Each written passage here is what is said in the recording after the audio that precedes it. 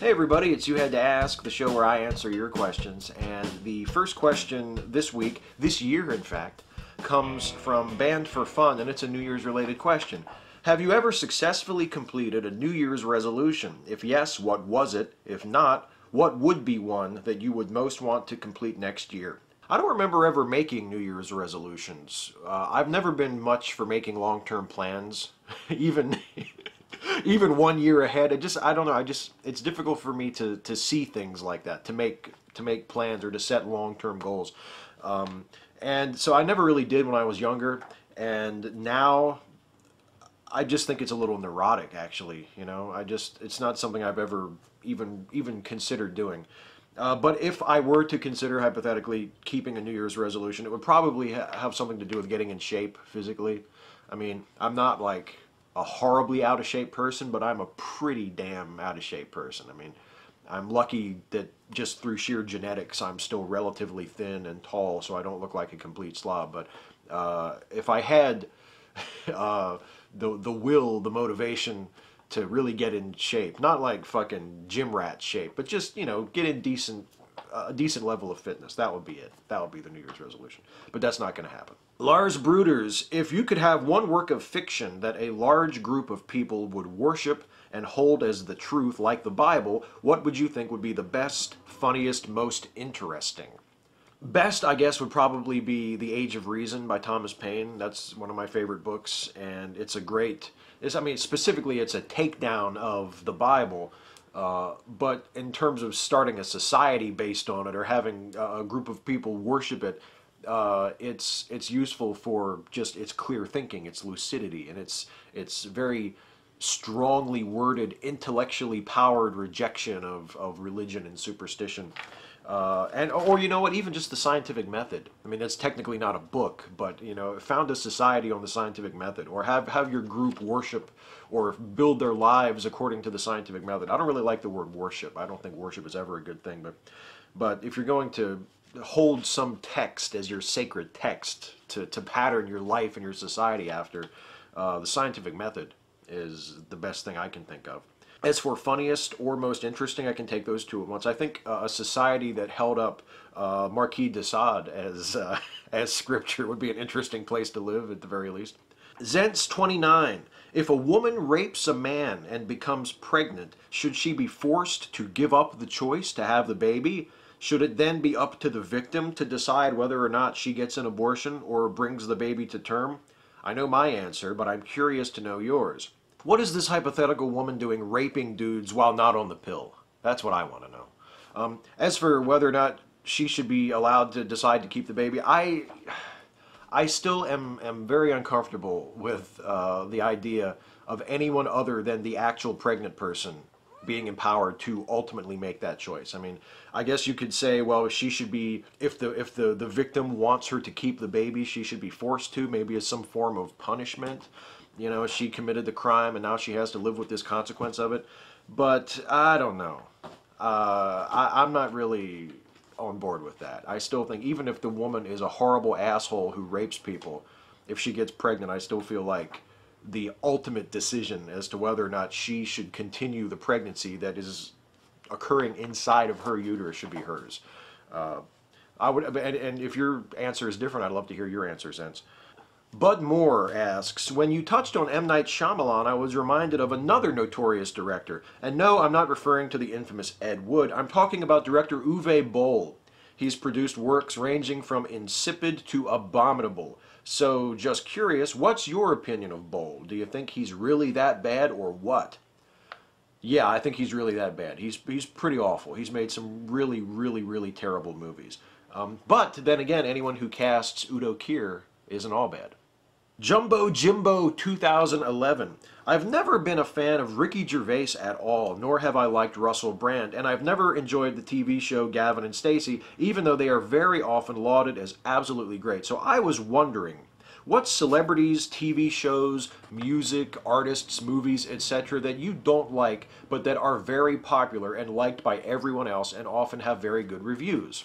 The obvious big one for me is The Lord of the Rings. I absolutely loathe The Lord of the Rings. I cannot stand it. The whole high fantasy genre in general is just boring and stupid to me.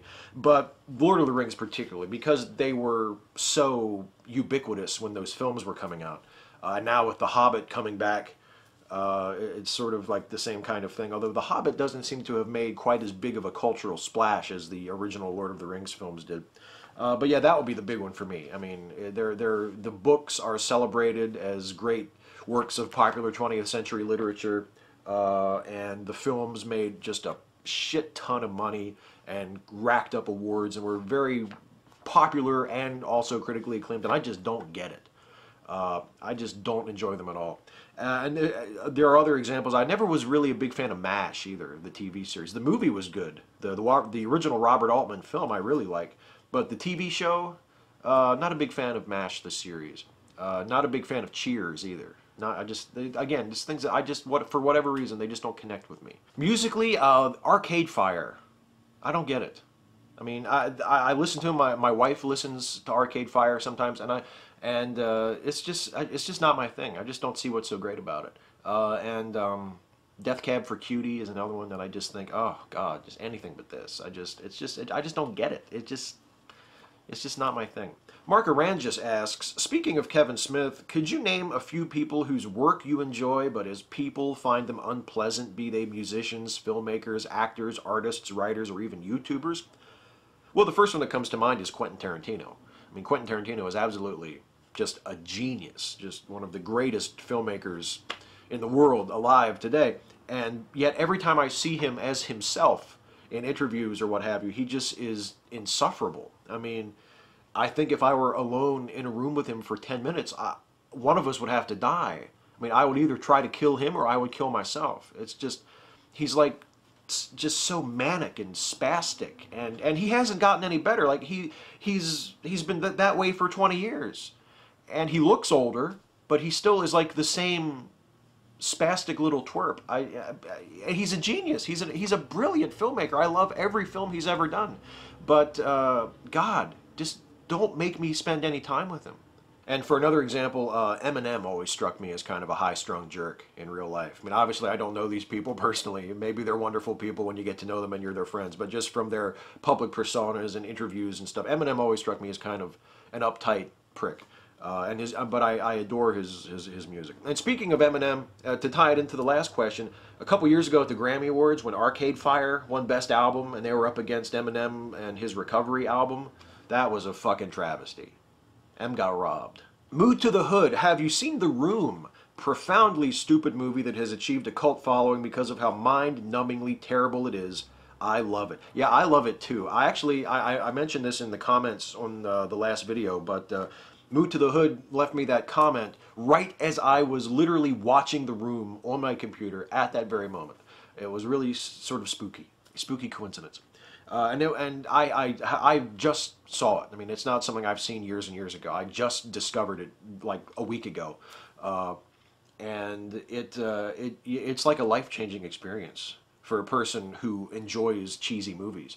My wife and I were looking for a shitty movie to watch, and she found it. I had heard about it a few years ago, but I just never got around to looking at it. I never got into it. I never followed up who Tommy Wiseau was or anything. I just never got into it. I was just sort of aware of its existence.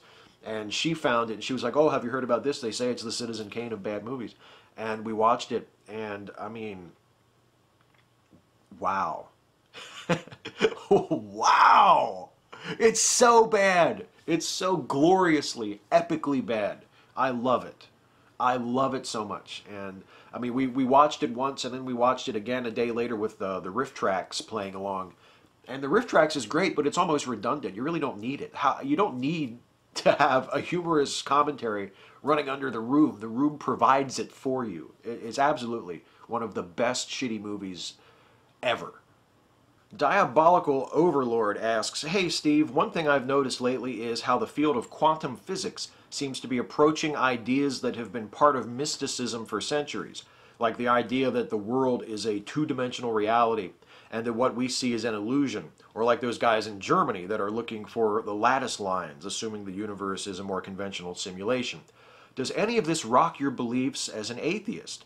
And as a bonus, how did the ancients know these things? Well, quantum physics and science in general really is always showing us how weird and counterintuitive the universe can be sometimes, especially at the very, very tiniest level. So it doesn't shake my atheism at all. There's nothing about anything that I've read about, quantum theory or string theory or the multiverse hypothesis. None of that really shakes my atheism at all, because I don't see how it has anything to do with the existence of a God, and that is the central fundamental question addressed by atheism. Do you believe there is a God or not? And so it doesn't affect my atheism at all. And as for how the ancients knew these things, and the idea that science is discovering things that people sort of intuitively knew in the past, before the revolution and before the growth of modern science, I challenge that. I kind of dispute that. I think there are instances of ancient cultures sort of having beliefs or customs or doctrines, whatever, that do mirror things in the natural world that weren't discovered scientifically until much later. But I think those are mostly just coincidences. I don't think there's really any such thing as ancient secret knowledge.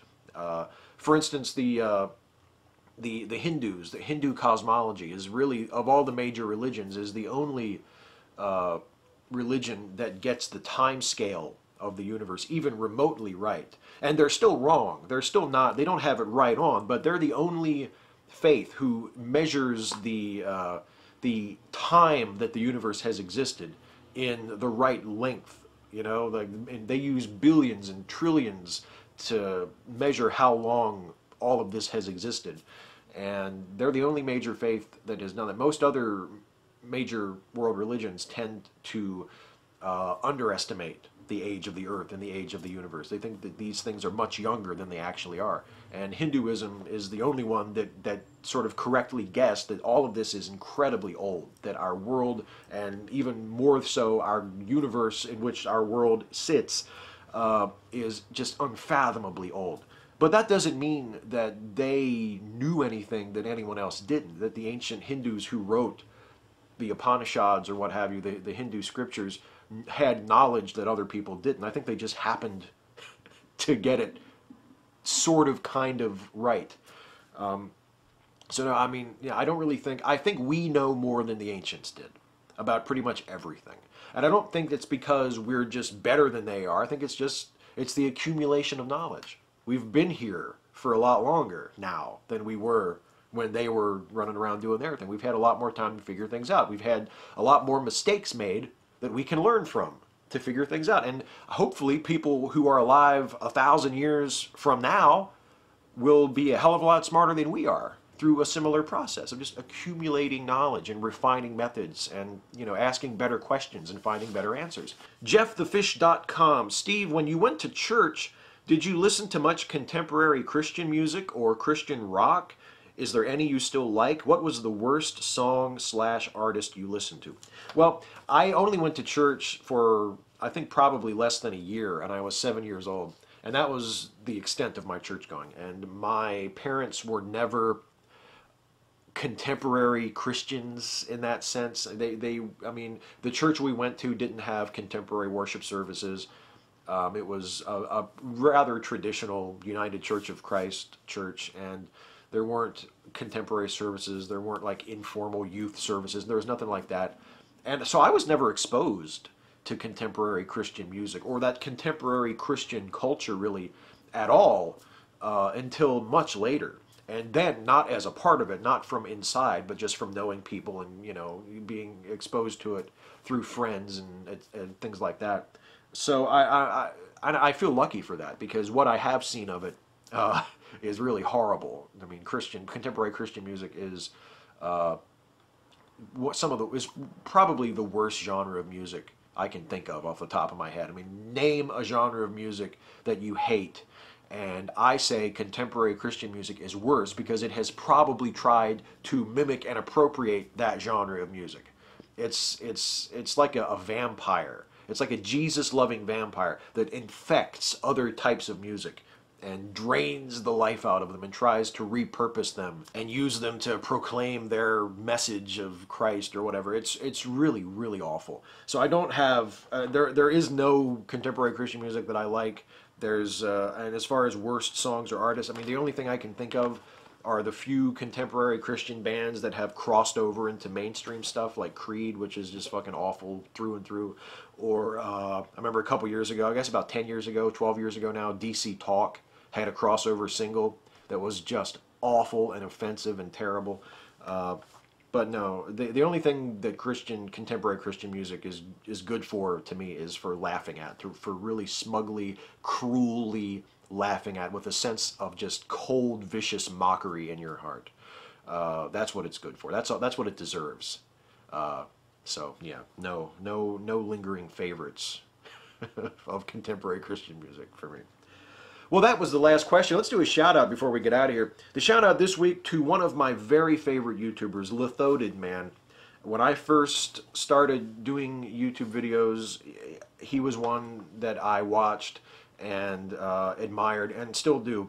He is a really smart guy. He's one of the things that makes YouTube still such a wonderful place to come to and to discover things, because he's a smart guy who makes videos about shit that he knows about. And he's a biologist. He makes videos about creationism, about evolution.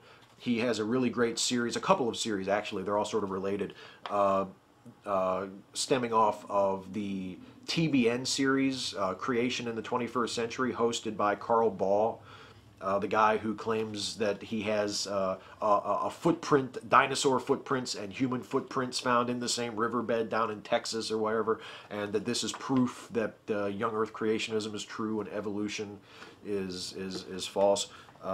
LithodidMan does a really great job dissecting these arguments, getting really specific, because he has the know-how and the intellect to do that. And just a great channel. If you haven't subscribed to LithodidMan, you should definitely check him out. He still makes videos occasionally, and he's awesome. Check out his channel.